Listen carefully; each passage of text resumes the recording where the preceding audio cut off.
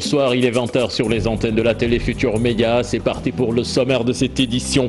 Le Sénégal comptabilise un 3e décès lié au coronavirus. Le patient interné ce mardi à l'hôpital de Ziguinchor était âgé de 63 ans. 7 cas testés positifs ce vendredi au Covid-19 avec 2 cas communautaires. Une situation qui suscite l'inquiétude du ministère de la Santé qui recommande fortement le port systématique du masque. Justement, dans cette édition, nous nous attardons longuement sur le port du masque, sa production, entre autres avec l'association des tailleurs du Sénégal qui se dit prête à produire 100 000 masques par jour. Et puis les précisions de Mansour Faye sur le choix porté sur les 4 entreprises concernant le marché du riz. Le ministre du Développement communautaire soutient que le dossier est transparent. Des membres de la société civile pas convaincus par les explications du maire de Saint-Louis. Et puis vers un rallongement de la durée du couvre-feu de 18h à 7h du matin. Le chef de l'État en a parlé dans un entretien accordé à RFI et France 24. C'est à suivre dans ce 20h. Voilà le sommaire de cette édition. Tout de suite le développement.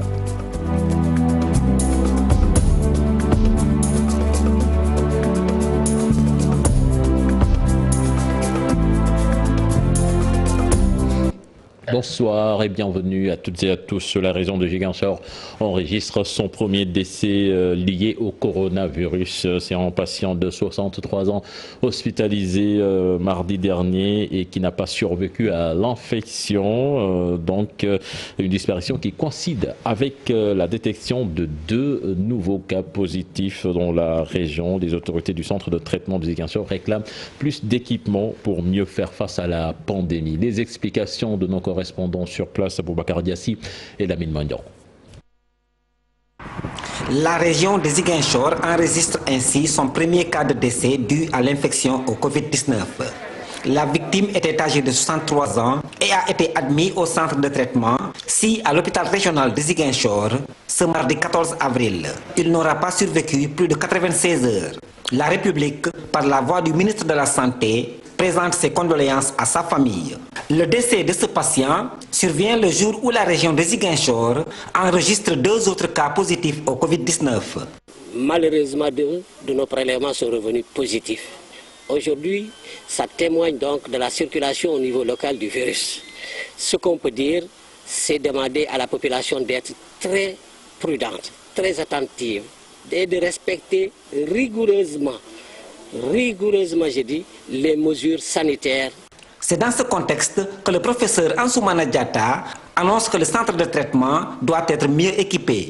C'est-à-dire, nous avons besoin également de moyens pour prendre en charge tout cela, de moyens également pour mieux équiper le centre de traitement qui est ici à Ziguinchor. Ce n'est pas un centre de Ziguinchor, c'est un centre régional et même sous-régional. Donc, si ce centre est bien équipé, parce que les ressources humaines n'y manquent pas, il y a déjà de bons experts ici, et donc on ne demande que l'équipement, l'accompagnement de ce centre. Donc voilà nos préoccupations. Au total, 6 patients sont positifs au Covid-19 dans la région de Ziguinchor, 3 sont guéris, 2 sont sous traitement et 1 a rendu l'âme. Boubacar Diassi, 7 nouveaux cas testés positifs au coronavirus ce vendredi avec 2 cas issus de la transmission communautaire. Une situation qui inquiète les autorités sanitaires qui recommandent fortement le port systématique du masque. Cher Diop. C'est le lieu de reconnaître 7 nouveaux cas, 5 cas, contacts suivis et 2 communautaires. Cette transmission communautaire gagne le terrain au Sénégal. Chacun et chacune d'entre nous est à présent menacé par l'accroissement des cas communautaires. Les cas importés ont été maîtrisés. Les cas contacts sont bien localisés et mis en quarantaine. Cependant, il faut admettre que les cas communautaires sont préoccupants.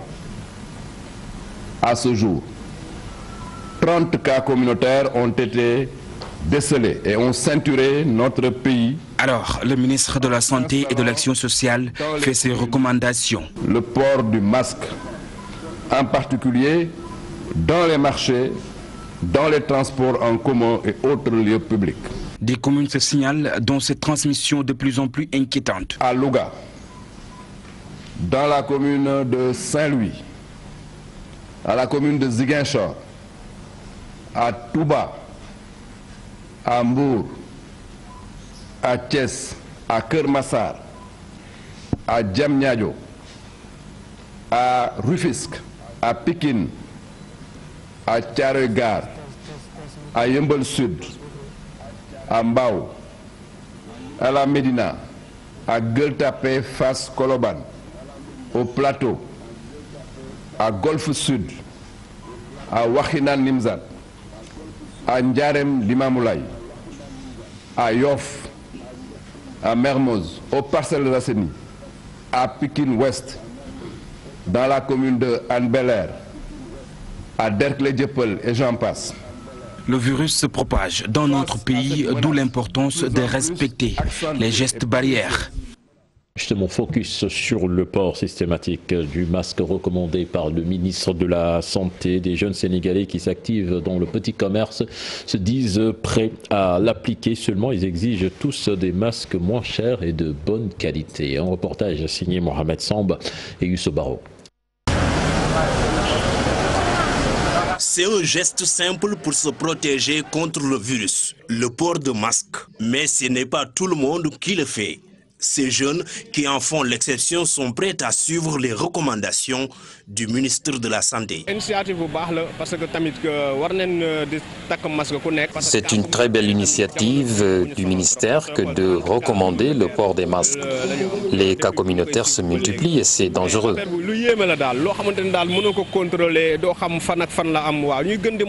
Non, c'est normal.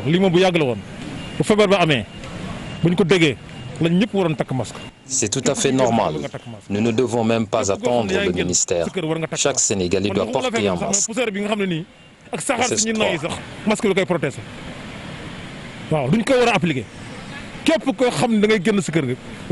Des masques accessibles à toutes les bourses, le souhait de ces Sénégalais. Ils regrettent une spéculation sur les prix.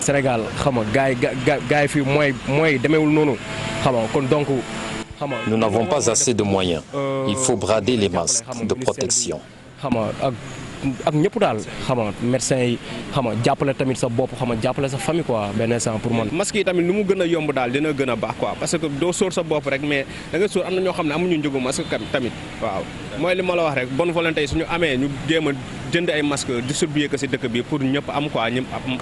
L'éclosion des cas communautaires inquiète ces Sénégalais qui cherchent tous les moyens pour stopper la propagation du Covid-19. Face à la transmission sinueuse des cas communautaires, il est urgent de respecter les gestes barrières. Quand je parle de cette maladie-là, je parle toujours à le médecin.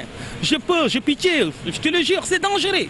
Imagine un seul médecin qui est contaminé, tu rentres chez toi, tu es foutu. Toute la famille, je demande tous les Sénégalais, essayez de faire tout pour continuer d'aider le médecin, quoi. Tu comprends parce que l'association des tailleurs du Sénégal monte au créneau pour dénoncer l'importation des masques et le soutien pouvoir produire 100 000 masques par jour, comme vous allez le voir dans ce sujet signé Pape Farani et Ahmadouba. Les masques sont essentiels dans la prévention du coronavirus. Les tailleurs, bien que touchés par la pandémie, se tournent vers le business des masques pour leur survie. Actuellement, il n'y a plus de cérémonie. Nous subissons les conséquences du coronavirus. Et avec la fabrication de ces masques, nous gagnons un peu d'argent pour relancer nos activités. Nous constatons que les Sénégalais ont des difficultés pour trouver des masques. Vous savez, nous sommes les plus touchés car toutes nos activités sont aux arrêts. Ces tailleurs augmentent leur capacité de production. Ils peuvent fabriquer 1 millier de masques par jour afin de rendre l'objet accessible. Nous fabriquons ces masques faits de tissu en coton et d'élastique. Nous avons aussi des antiseptiques. Nous prenons toutes nos précautions. Nous avons réquisitionné 1000 ateliers de tailleurs et chaque atelier peut fabriquer 1000 masques par jour. Toutes leurs activités sont aux arrêts. Les maîtres tailleurs du Sénégal souffrent plus que tout. Ils sollicitent de l'aide auprès des autorités. Nous attendons l'accompagnement de l'État pour fabriquer ces masques, surtout avec l'apparition des cas communautaires. Avec l'aide du gouvernement, nous pouvons relancer à nos activités afin de subvenir à nos besoins. Ça fait un mois que je ne travaille pas. De grâce, l'État doit arrêter les commandes et permettre aux tailleurs d'avoir un gagne-pain en cette période de crise. L'Association des maîtres tailleurs du Sénégal demande à l'État d'arrêter l'importation des masques pour permettre aux artisans locaux de faire face à la crise. La mairie de Dalifort, de son côté, appuie les tailleurs dans la confection des masques. Elle a envie de la population à jouer sa partition dans la lutte contre le Covid-19. Habib Faye, Modou Diop. Quand des tailleurs se retrouvent pour confectionner des masques et prévenir le Covid-19, un travail à la chaîne dont le produit est destiné à la population de Dalifort. Waaw ñun suñuy masque biñ koy defar dañ ko saytu bu baax a baax suñuy masque day durer bu tilimee da ngay dugal ci ndox fóot boo paree comme gis nga sama naataango yi nekk ci kaw table bi ni ñu koy passé ci feeru vapeur bi boo jëlee fer repassé ko day delluwaat mel na meloon. Dans ce contexte de pandémie du coronavirus, chaque citoyen doit jouer sa partition dans la lutte contre l'ennemi mortel. Ces tailleurs comptent faire usage de leur savoir-faire. ku si nekk war nga mën a am nombre bu takk boo xamante ne si comme tey jii comme li ñuy wax rek fagaru moo gën faju te defe naa lii bokk na ci li nga xamante ne si bokk na ci ponk yi nga xamante ne dina tax nit ñi mën a fagaru quoi. Le combat de ces tailleurs est apprécié par les autorités locales. La municipalité a dégagé un budget d'1 million de francs CFA pour soutenir ces bienfaiteurs. En train de mourir dans les maisons. Les hôpitaux sont désertés par les malades. Chaque jour, il y avait plein de malades dans les hôpitaux sénégalais. Aujourd'hui, il n'y en a plus. Où sont ces malades? Ils sont dans les maisons.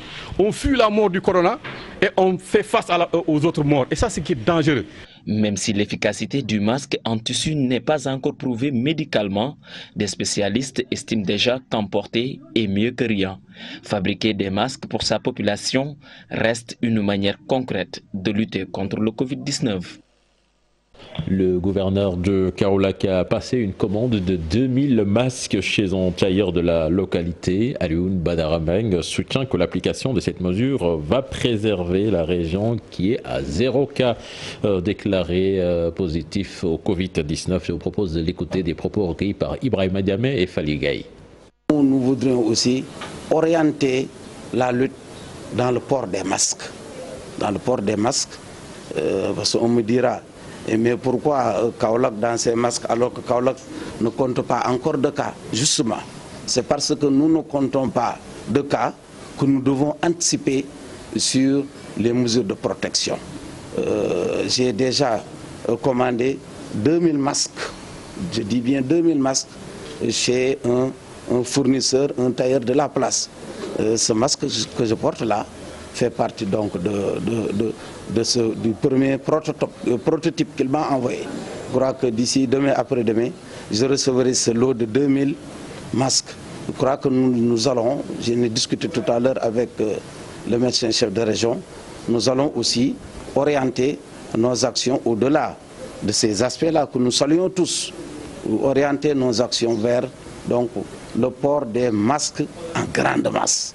Je crois que si tout le monde le fait, et qu'on remette de l'ordre dans la circulation des personnes, qu'on remette de l'ordre dans l'occupation plus ou moins anarchique donc de certains lieux publics, je crois que nous irons tout droit vers la protection, en tout cas de la région, voire participer, contribuer à la protection de l'ensemble.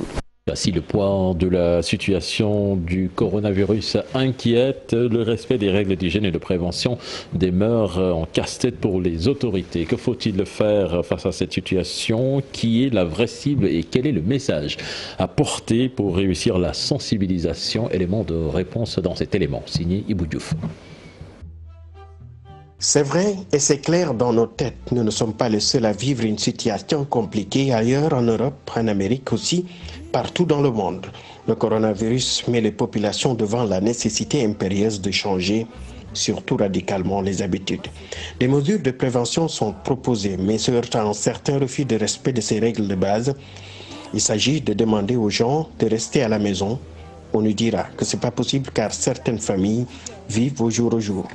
Que faire alors pour éviter de choper le virus à ce moment où 30 cas communautaires sont déjà au compteur? Que dire dès lors du port de masque, encore un peu cher pour certains citoyens? Pour le confinement, on n'y pense même pas.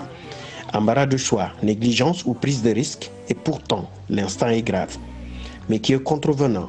Devrait-on mater la pandémie et l'éliminer purement ou envoyer une sanction à ceux qui ont du mal à respecter ces mesures édictées? À ce jour, 30 cas communautaires ont ceinturé notre pays, dit le ministre de la Santé. 30 Sénégalais qui ignorent jusque-là le lieu où ils ont chopé le Covid-19. Juste pour dire que le virus circule librement dans une vingtaine de communes. Si les cas communautaires ont été maîtrisés malgré la fermeture tardive des frontières, avec comme première conséquence les cas contacts qui sont aujourd'hui localisés, le casse-tête demeure avec ces cas qui se promènent tranquillement. La région de Dakar la plus servie, avec presque 15 communes. Que faire alors devant la montée en puissance des cas communautaires dans ces communes très peuplées? Si on pouvait rester à la maison, éviter les rassemblements ou simplement porter nos masques. Vous l'annoncez dans les titres de cette édition, vers un réajustement de la durée du couvre-feu de 18h à 7h du matin. Le chef de l'État en parlait dans un entretien accordé à Radio France Internationale et France 24. Synthèse avec Ibrahim Akad. Avec l'accroissement des cas communautaires, le Sénégal n'a d'autre alternative que d'intensifier les mesures de riposte dans sa lutte contre le Covid-19. Un durcissement qui pourrait passer d'abord par un réajustement de la durée du couvre-feu. Certainement, avec les nouveaux cas communautaires, nous allons réajuster les horaires du couvre-feu, peut-être remonter un peu plus, démarrer dès 18h et finir un peu plus tard, peut-être vers 7h du matin.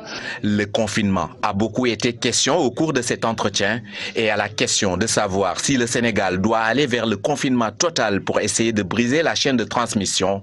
Le président Sall n'a pas écarté cette possibilité. Si tout cela ne suffit pas, en fonction de l'évolution, nous n'exclurons pas d'aller vers des mesures plus fortes. Mais en attendant, j'avais souhaité d'abord confiner totalement tous les contacts et que tous les malades également sont confinés dès lors qu'ils sont en milieu hospitalier, plutôt que de confiner toute la population. Mais si demain on devrait y arriver, on le ferait. Mais tout dépendra de l'évolution de la maladie. Mais considérant ce qui est en cours, je pense que nous pourrons y arriver sans le confinement total. S'agissant de la polémique autour de la distribution de vivres dans le programme de résilience économique sociale, le chef de l'État parle de querelle au ras des pâquerettes. Le débat politicien ou le débat qui veut nous faire perdre du temps, vraiment je ne peux pas descendre à ce niveau, mais je peux vous simplement dire que tout sera mis en œuvre, d'autant plus que je viens de créer un comité de pilotage dans lequel j'ai décidé de mettre, peut-être il y aura une personnalité indépendante qui va le diriger, mais aussi le Parlement dans ses différentes composantes, la société civile, l'opposition, tout le monde sera représenté. À noter qu'à ce jour, le Sénégal a enregistré depuis l'apparition de la pandémie 342 cas confirmés, dont 198 guéris, 3 décédés, 1 évacué et 140 patients encore sous traitement. Justement, à propos de cette polémique dont faisait référence le chef de l'État, le ministre du Développement communautaire juge transparent le choix porté sur les 4 entreprises concernant le marché du riz. Mansour Faye estime qu'ils n'ont pas affaire à des personnes, mais plutôt à des sociétés. Pour le transport, il fallait avoir un parc d'au moins de 50 camions. Synthèse avec Alassane Ba. Bambouk, Aventus Charles, Afrique Co et comptoir commercial Mandiaye Ndiaye choisi pour le marché du riz. Selon le ministre, ces entreprises ont fait les meilleures offres, 100 000 tonnes pour 27,5 milliards francs CFA. Présentant un prix par tonne en deçà de celui actuellement pratiqué sur le marché. Ainsi, les 4 fournisseurs ont cédé le riz à 275 000 francs la tonne, soit 275 francs le kilogramme. Mansour Faye précise que tout est fait dans la plus grande transparence. Le chef de l'État, par décret, avait facilité les choses, mais par mesure de prudence, l'ARMP était saisie. Nous a conduit à nous référer aux bonnes pratiques connues de tous en matière d'achat public. Nous, on a attribué ces quotas à des personnes morales et non à des personnes physiques. Et ces personnes ont présenté les conditionnalités, ont répondu positivement aux conditionnalités posées. Moi, je ne connais pas Diopsi. C'est l'entreprise IDE que je connais. Certains ont désisté dès l'instant qu'ils ont su que l'armée et la gendarmerie allaient intervenir, souligne le ministre. Pour le transport, il n'y a pratiquement pas eu d'appel d'offres. La seule exigence, c'est d'avoir 50 camions au minimum dans son parc, précise le ministre du Développement communautaire. Des transporteurs peuvent se regrouper, ce n'est pas interdit. Les prix que nous avons fixés sont inférieurs aux prix pratiqués sur le marché. Effectivement, les acteurs du transport routier du Sénégal avaient proposé à l'État leur service gratuit. Ils ont commencé à charger leurs camions. Le coût du transport ne dépasse pas 1,8 milliard francs CFA. Au total, l'État a besoin de 600 camions. Mansour Faye invite les transporteurs à s'impliquer. Pour les 15 jours fixés par le chef de l'État pour l'acheminement de toute l'aide alimentaire, le ministre pense que ce sera très compliqué. Je sais que c'est un délai très difficile à tenir. Il invite tout de même les populations, la société civile à se concentrer sur l'essentiel. Des membres de la société civile pas du tout convaincus par les explications du ministre Mansour Faye. C'est le cas du directeur exécutif de l'ONG 3D qui soutient qu'il y a encore beaucoup de zones d'ombre. Moudia Sissé, que je vous propose d'écouter au micro d'Alassane Ba.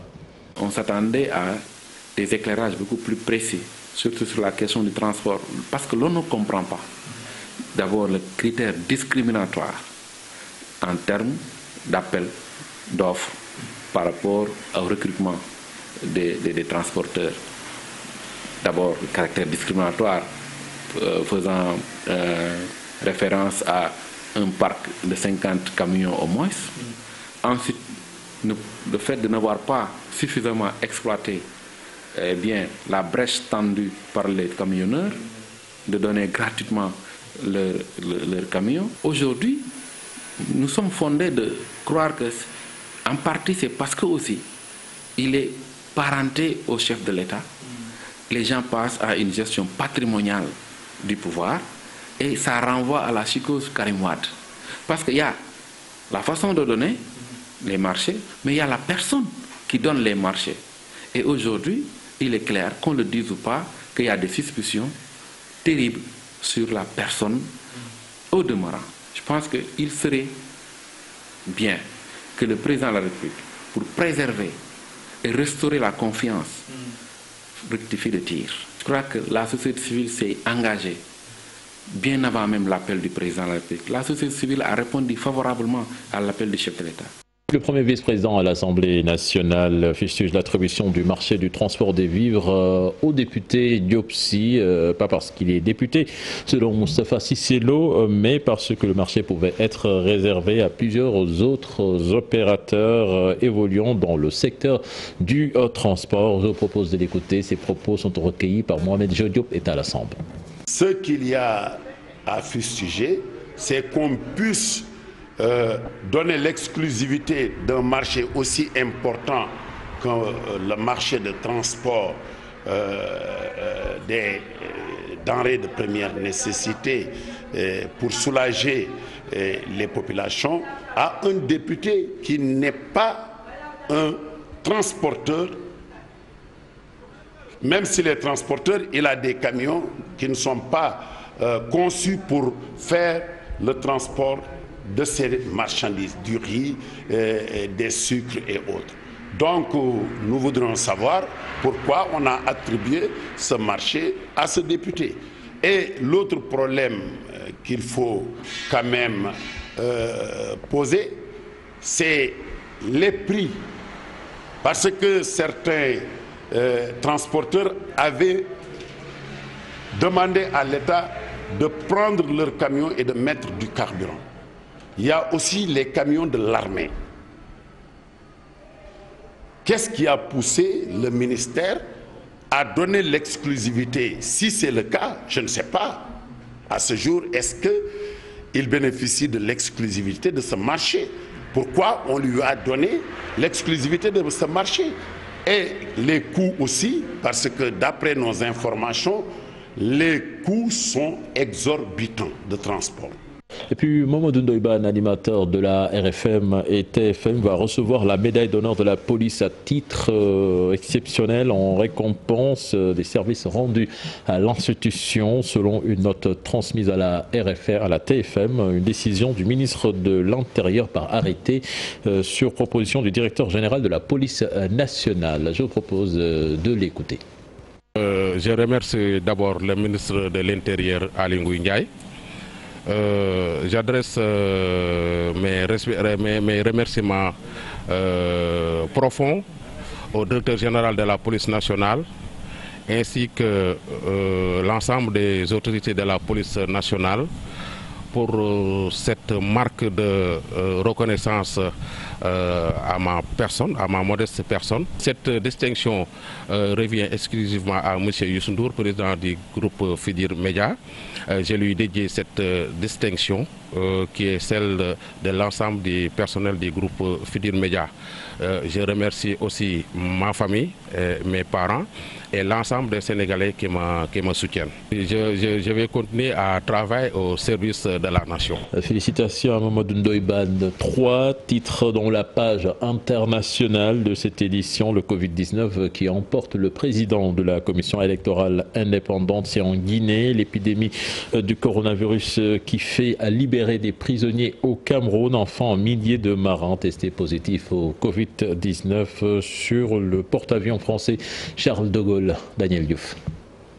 Le Covid-19 qui fait une 3e victime en Guinée ce vendredi.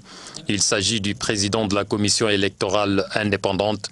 D'après nos confrères de Radio France Internationale, il était confiné chez lui depuis une dizaine de jours. Une dégradation de son état de santé aggravée par le diabète avait nécessité son admission au CHU de Donka. Toujours selon nos confrères qui citent une source proche de la mouvance présidentielle, Amadou Salif Kébé aurait été contaminé par des observateurs de la société civile africaine venus en Guinée pour superviser le double scrutin électoral du 22 mars dernier. La Guinée qui compte 438 cas confirmés, dont 49 guéris au 17 avril. Au Cameroun, le président Paul Biya a annoncé la libération de prisonniers. Le nombre exact n'a pas été communiqué. Cette décision devrait permettre de désengorger les prisons en pleine épidémie de coronavirus. Les militants politiques et les leaders anglophones emprisonnés ne sont pas concernés par cette mesure. Il s'agit de commutation et de remise de peine. Les personnes condamnées pour détournement, corruption ou terrorisme, entre autres, en sont exclues. Et puis, quelques 1081 marins testés positifs au Covid-19 sur le porte-avions français Charles de Gaulle et le groupe aéronaval qui l'accompagne, sur un total de 2300 personnes, selon des chiffres provisoires donnés ce vendredi par la ministre française des Armées, Florence Parly, que vous voyez sur ces images. Merci à vous, Daniel Diouf. C'était le dernier élément de ce journal. Prochain rendez-vous pour l'information, ce sera à 0h avec le tout en image. La deuxième partie de Soir d'info, c'est avec vous.